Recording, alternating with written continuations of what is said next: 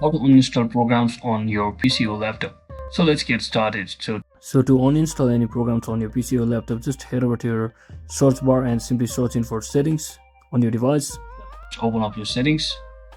And once you're inside your settings, just locate this app section over here and just tap on this app section, or you can easily on this apps and features option over here, or you can just head over to the or scroll down programs until you locate the programs which you would like to uninstall or delete. So let's say I want to delete any one of these applications over here. So let's say I want to delete or uninstall this Trello application over here. So I will simply tap on that and simply click on this uninstall button over here and just click on uninstall once again, and you just have to wait for a few seconds, and you can even see the size of that particular application. And just like that, you should be successfully able to uninstall or remove any sort of applications from your PC or laptop. So thanks for watching, guys. Don't forget to like and subscribe to the channel. See you on the next one.